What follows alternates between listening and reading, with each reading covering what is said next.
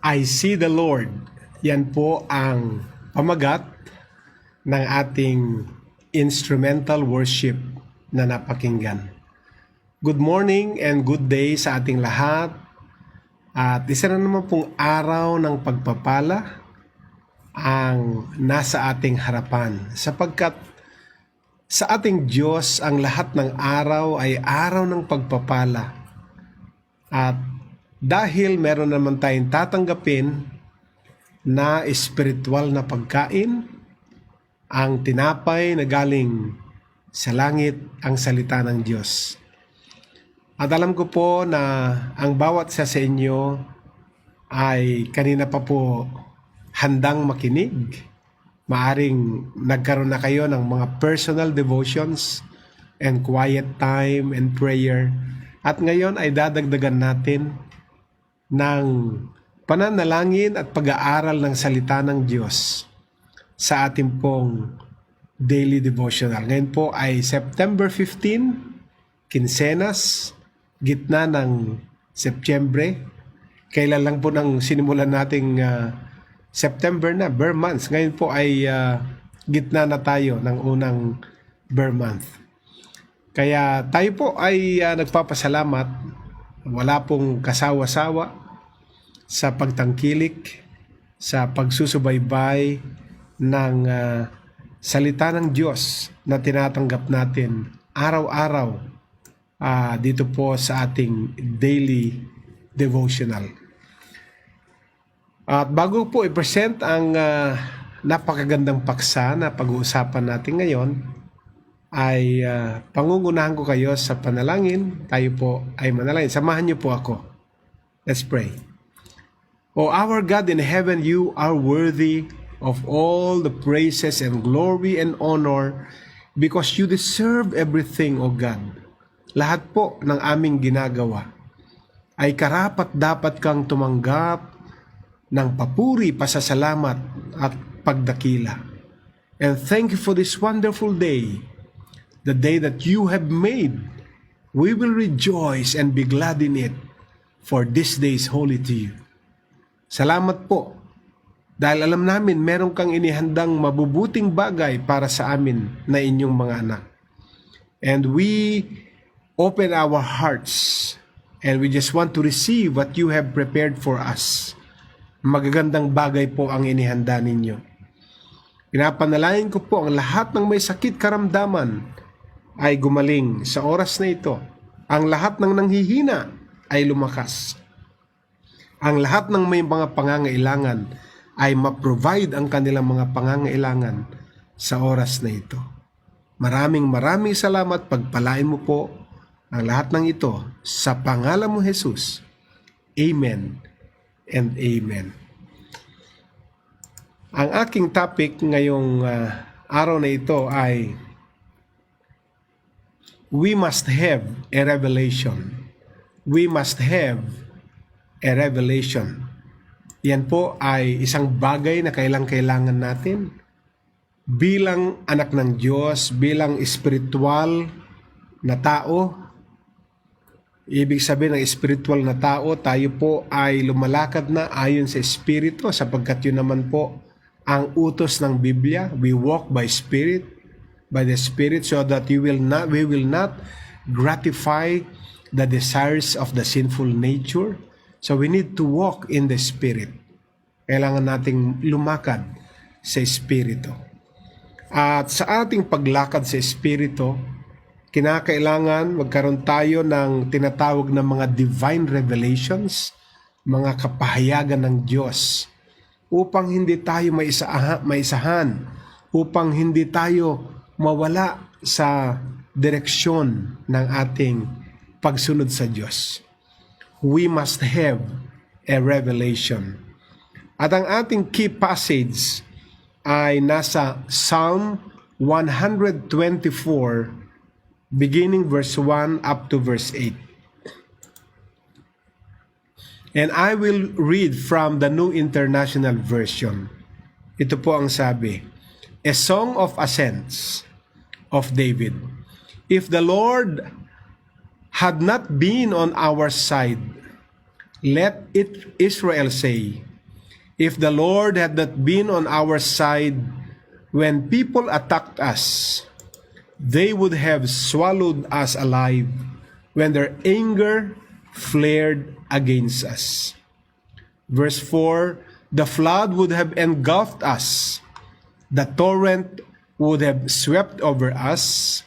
The raging waters would have swept us away. Praise be to the Lord who has not let us be torn by their teeth. Verse 7, we have escaped like a bird from the fowler's snare. The snare has been broken, and we have escaped. Our help is in the name of the Lord, the maker of heaven and earth. Blessed be the reading of the word. So, yun pong ating binasa ay kaugnay sa ating topic, we must have a revelation. At inisa-isa po ni King David sa kanyang psalm, itong particular chapter 124 ay psalm ni David. At ang kanyang revelation, kung hindi tayo tinulungan ng Diyos, kung ang Diyos ay wala sa ating side, kumakampi sa atin, ito ang mga posibleng nangyari o mangyayari sa atin. So inisa-isa niya ang mga posibleng mangyayari kapag ang Diyos ay wala sa ating side. At ang ipinakita po dito, kapag wala sa side natin ang Diyos, magtatagumpay ang kaaway. Magiging victorious ang kaaway laban sa atin. Ngunit ang sabi niya sa verse 7, we have escaped like a bird from the fowler's snare. The snare has been broken, and we have escaped. Our help is in the name of the Lord, the maker of heaven and earth. Ibig sabihin, ang revelation po dito, dahil kakampi natin ang Diyos, dahil ang Diyos ay nasa side natin, hindi tayo nasaktan, hindi tayo napagtagumpayan ng kaaway. Ang lahat ng laban na dinala niya sa ating front ay kailanman hindi nagtagumpay. At dahil nasa side natin ang God, the maker of heaven and earth, tayo ay nakalaya mula sa mga patibong, snare, mga patibong na nilagay ng kaaway sa ating harapan. So mahalagang mahalaga na dapat maintindihan natin ang revelation na ito, na ang Diyos ay nasa side natin. Hindi tayo maaano. Nais ko pong idagdag ang isang verse pa. Proverbs 29 verse 18. Where there is no vision, the people perish. Where there is no vision, the people perish. Proverbs 29 verse 18. So, where there is no vision, the people perish. Proverbs 29:18.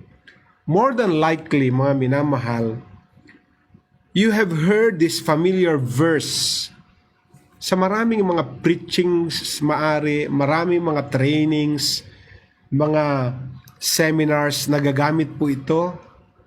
Itong particular, very familiar na verse sa Bible, marami na itong mga panahon, pagkakataon na na-receive natin. Pero nais ko lang bigyan ng emphasis na yung Hebrew word for the word vision, kasi sabi niya, where there is no vision, the people perish. Pero yung vision in the Hebrew, dahil Proverbs 7, Old Testament, ay equivalent sa English word na revelation. So pwede nating basahin ngayon yan na where there is no revelation, the people perish.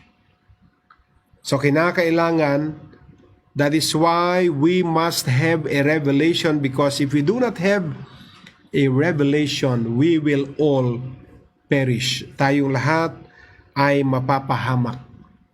Because for a lack of revelation concerning our adversary, kapag wala tayong kapahayagan patungkol sa ating kalaban, ang ating adversary, sino po ang aking tinutukoy?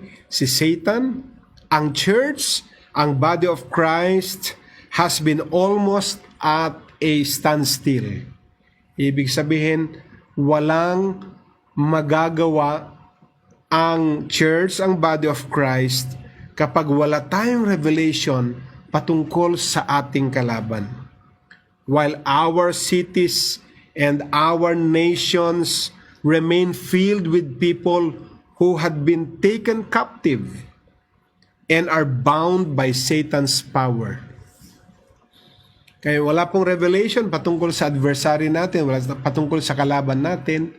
So hahayaan natin na may mga cities at may mga nations na ang mga mamamayan ay nakagapos sa tanikalan ng kaaway sapagkat hindi naintindihan ng maraming Kristiyano ang ibig sabihin ng without revelation, the people perish.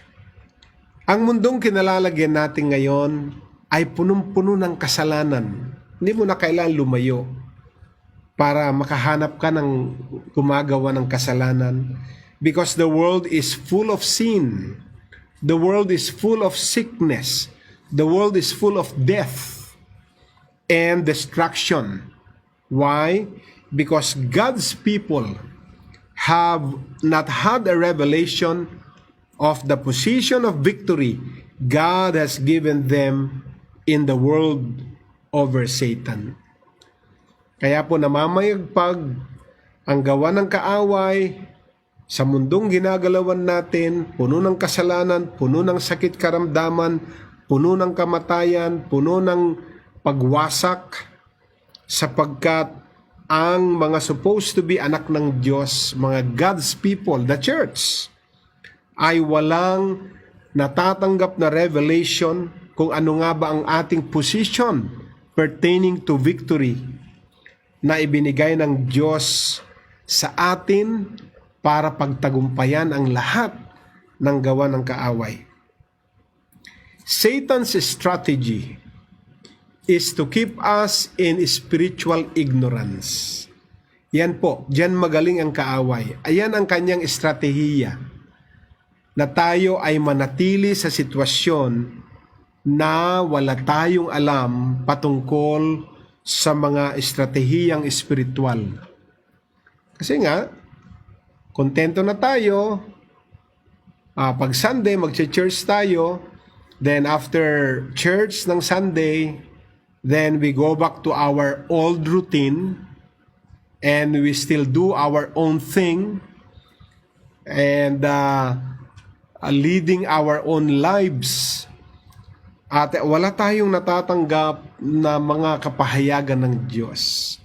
Kaya pagpasok sa trabaho, naisahan, sa mga barkada naiisahan, at maraming sitwasyon na kung ang ating puhunan lang may yung 2 oras, baka wala pang 2 oras na gawain sa simbahan, and all the while, ang akala natin, yung 2 hours natin every week ay enough na para i-sustain tayo sa lahat ng ating spiritual battles for the week. Hindi po tayo uubra. Kakapusin po tayo. Kasi nga, kapag huminto tayong tumanggap ng mga revelations from the Lord, yan na, ibobombard na tayo ng iba't ibang mga atake until di natin namamalayan, tayo ay nasa tanikalauli ng kasalanan, because ang strategy, ang spiritual strategy ng ating kalaban, si Satan, ay i-keep tayo, panatiliin tayong wala tayong alam, manatili tayong ignorant, mangmang sa mga spiritual na bagay.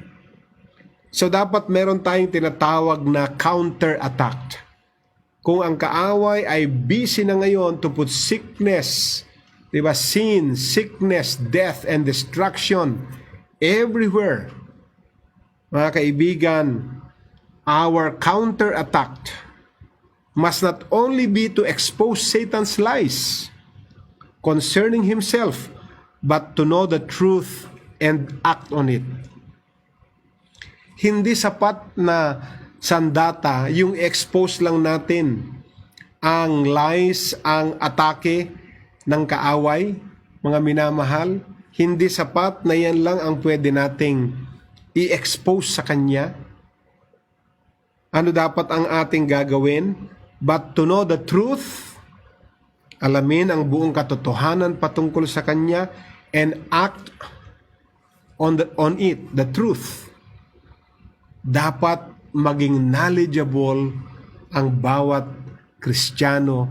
Dapat merong tinatawag na spiritual revelation ang bawat Kristiyano upang maiwasan ang gawa ng kaaway, hindi lamang para sa atin, kundi para sa lahat ng mga kapatiran sa pananampalataya. Kasi maaring tayo ay nagsasucceed sa ating pakikibaka, pakikipaglaban, spiritually speaking, pero ilan naman sa ating mga kapatid ang maaring casualty ng atake ng kaaway. So it is not enough to just expose Satan's lies concerning itong lahat ng strategy niya, kundi we need to know the truth and act on it. And knowing the truth ay hindi po sumasapat yung isang oras na pag-aaral sa isang linggo. Well, may mga truth ka din matututunan dyan in 1 hour of your listening sa mga preaching na mga gawain every Sunday, pero hindi sasapat yung isang oras na yon na tinanggap mong kapahayagan para masustain ka for the whole week. Kaya meron tayong daily devotion, meron tayong hope hour, meron tayong mga evening activities. Maliban doon, huwag ka lang maging dependent sa mga online activities. Kailangan meron ka ding mga personal na pag-aaral, personal na pananalangin. Hindi ka lang aasa dito sa makikinig ka lang sa akin at pagkatapos nito, see you tomorrow, Bishop, o hindi lamang sa Hope Hour. Meron dapat tayong mga personal na mga initiatives para malaman natin ang buong katotohanan ng kanyang salita, ang salita ng Diyos. At kapag alam na natin ang buong katotohanan dahil binabasa natin ang Biblia, na-expose ang gawa ng kaaway, na-expose din ang dapat nating gawing counter-attack laban sa kaaway, and then we act on it. Isasagawa natin yung mga nalaman natin. We must have a revelation. Yan, must po ang ginamit natin. We must have a revelation. Ano yan? A drawing away of the veil of darkness. Ang pagtatanggal ng kurtinang tumatabing sa atin para hindi natin makita ang kaningningan, ang kaliwanagan, ang kanyang kaluwalhatian at puro dilim lang ang ating nakikita concerning Satan's power, concerning his strategies, and we need to know our power over him.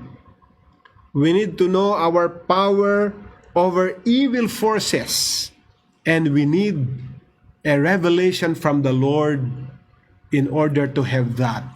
Para mapasa atin itong tinatawag na revelation na siyang gagamitin natin, the power over his work and all evil forces na nasa ating paligid. At tandaan po natin mga kaibigan, head knowledge is not enough. Ang ating mga kaalaman, ang ating mga karunungan ay hindi sapat para magtagumpay. Hindi po sinabing, without knowledge, people perish. Ang sabi niya, without vision, without revelation. Hindi po sinabing without intellect, without knowledge. Hindi po ang sabi niya, without revelation, people will perish. So we must have a revelation within our spirit where we are able to exercise the power, the authority God has given us over Satan and destroy his works in the lives of our loved ones, friends, neighbors, and our co-workers. Kailangan meron tayo nitong revelation, ang kapahayagan ng Diyos na nasa ating mga espiritu para ma-exercise natin ang kapangyarihan, ang authority na ibinigay ng Diyos sa atin para sirain natin ang lahat ng gawa ng kaaway, una sa ating buhay, pangalawa sa buhay ng ating mga mahal, mga pamilya, sa buhay ng ating mga kaibigan, sa buhay ng ating mga kapitbahay, at sa buhay siyempre ng ating mga kasama sa trabaho. So, ikaw ngayon ang magiging gagamitin ng Diyos na magdala ng deliverance kung saan ang marketplace mo, kung ano, saan ka laging nagpupunta, ikaw ay magiging voice of deliverance sapagkat meron kang revelation na dala. We must have a revelation within our spirits where we will not be satisfied until we see Satan and the powers of darkness pushed back and his power broken over our nations. Dapat meron tayong kapahayagan sa ating mga espiritu, mga kapatid, na tayo ay hindi kontento, hindi satisfied sa mga nangyayari ngayon hanggat hindi natin nakikita ang kaaway si Satan, ang kanyang kapangyarihan, ang kapangyarihan ng kadiliman ay we need to push back. Kailangan paatrasin natin. Pero para mapaatras natin, dapat tayo ay mag-forward. Hindi pwedeng pinupush back natin pero umaatras din tayo. Pag pinush back natin, ibig sabihin nun, tayo ay nagmo-move forward. At nang makita natin ang lahat ng kapangyarihan niya ay mawasak sa lahat ng mga nations and peoples. Dahil panahon na, mga kapatid, we must have a revelation. Kaya kilalanin natin ang kabuuan ng kapangyarihan ng Diyos na naayon sa nasusulat sa Biblia. Magsimula tayong mag-move sa power ng Diyos, sa revelation ng Diyos na yon, and we will destroy and totally eliminate the powers of darkness sa ating buhay, sa mahal natin sa buhay, sa ating mga kaibigan, sa ating bansa, sa ating mga katrabaho.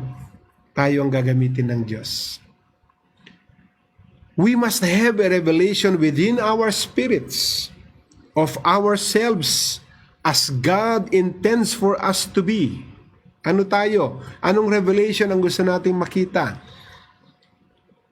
Na may pahayag ng Diyos na tayo ay malakas, tayo ay makapangyarihan, tayo ay punong-puno ng banal na espiritu at kapangyarihan para magtagumpay sa lahat ng kapangyarihan ng kaaway natin.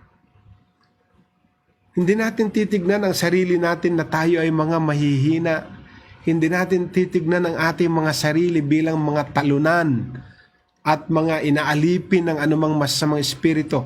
Tignan natin, magkaroon tayo ng revelation na ipakita ng Diyos sa atin, ipaunawa ng Diyos sa atin na meron tayong strength, meron tayong power, na tayo ay full of the Holy Spirit and power, and we are victorious over all the power of the enemy. In Jesus' name, Amen. So bilang mga anak ng buhay na Diyos, as children of the living God. Ikaw po ang aking tinutukoy. Ako po ang aking tinutukoy. And as children of the living God, we must take the position God has planned for us in this final hour. Amen? Ito yung kung saan malapit nang magsara ang panahon. The time is about to close. Amen? The time is about to end. At bago dumating ang Panginoon Jesus, kinakailangan as sons of the living God, we must take position, the position God has planned for us in this final hour bago dumating ang Panginoon Jesus. Mga kaibigan, if you are moving in the prophetic, alam niyo po na ibang-iba na ang panahon. This is not the same season like the seasons of the past. It's another season. May kakaibang ginagawa ang Diyos. And I can feel it in my spirit. There is this spiritual impression sa aking spirit na we are now living in a different season.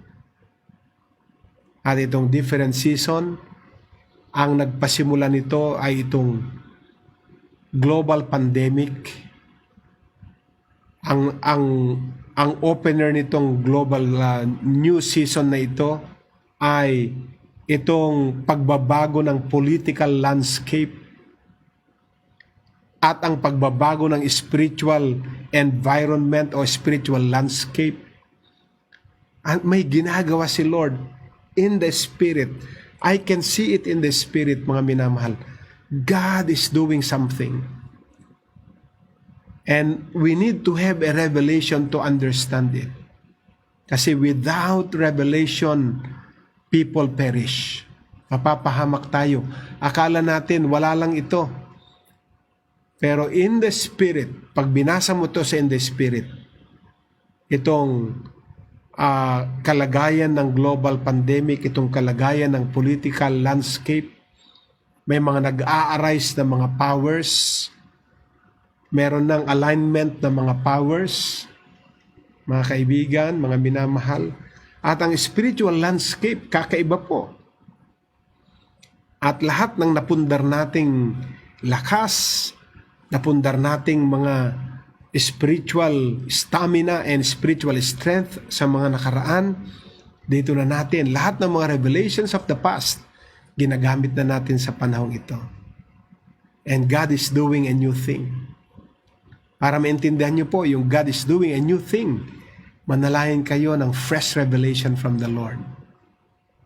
Kaya ihanda natin, lagi ko pong sinasabi, ihanda natin ang ating mga sarili, ang ating mga simbahan, dahil after all this global pandemic, meron ng alignment po. May alignment na.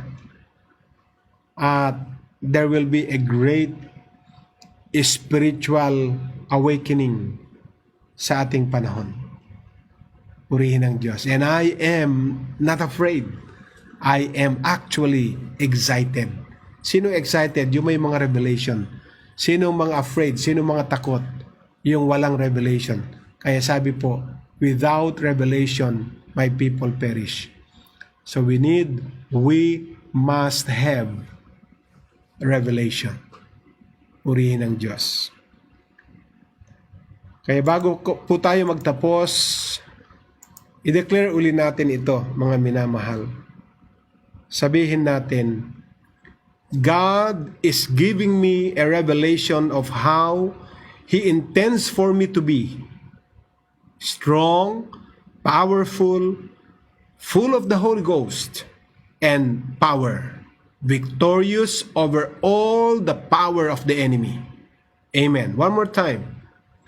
God is giving me a revelation of how He intends for me to be strong, powerful, full of the Holy Ghost and power, victorious over all the power of the enemy. Amen and Amen. Yan po ang ating declaration. Napunuin tayo ng Diyos ng kaalaman, ng karunungan, ng kapahayagan, na maintindihan natin ang kapangyarihan na ibinibigay ng Diyos sa atin ang kanyang katawan para mapagtagumpayan ang lahat ng gawa ng kaaway. Sama-sama po tayo. We must have a revelation. Sabihin natin, we must have a revelation. Amen. Ito po ang yung Bishop Rene Alog. Kita-kita tayo uli mamayang 1:30. God bless us all. Shalom.